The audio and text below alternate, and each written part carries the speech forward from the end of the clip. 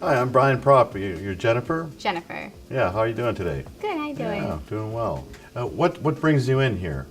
My daughter was diagnosed with autism at the age of about between 2.5. I got a MAPS doctor, and I was advised through the group TACO, which stands for Talk About Curing Autism, to get a MAPS doctor and to really find out what was going on with Gia and the best ways, to help her. She's really, really done well. This is her second set of dives. Her first set of dives, we saw things like her skin got better. My daughter had pretty bad eczema.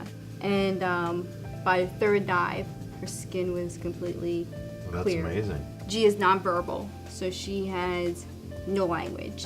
Well, this was when she first started diving, she had no language. Things just started taking off for her. Even her teachers said to me, oh my God, whatever it is that you're doing is working. She started making sounds that she wasn't able to make, and then it started to become words.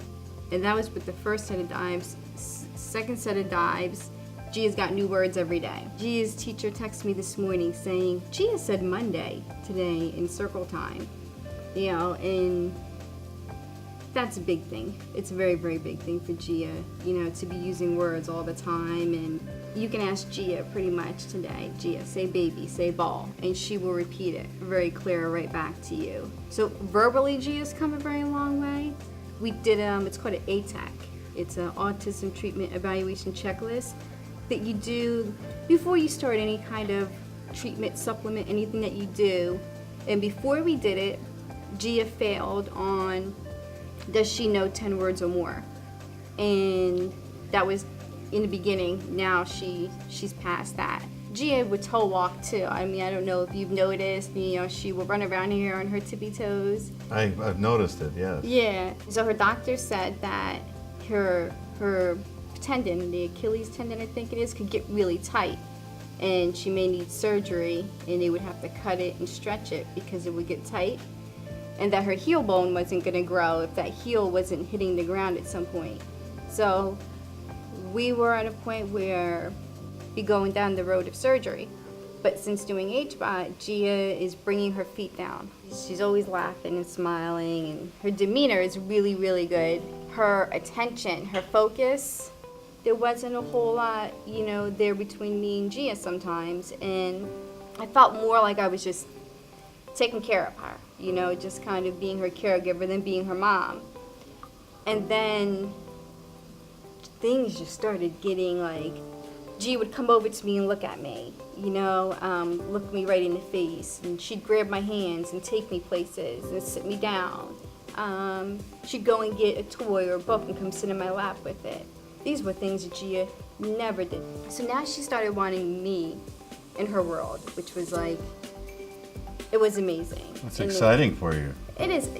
I get emotional, so I'm sorry if I'm getting emotional, but it was such a big deal for me because I always wanted to feel like her mom and not that I was just taking care of her, She's talking and using words. She never called me mom. She calls me mom all the time now. So you can say that the hyperbaric chamber has made a difference in your life? It's made a huge difference in our life. From the first set of dives, Gia's biggest gains we saw were just a few weeks after diving, after we were finished diving. And then it went on for 2 months. We just started seeing more and more things. And we're in the same boat now. So now I feel like we're just building upon that. This is Gia's last week diving.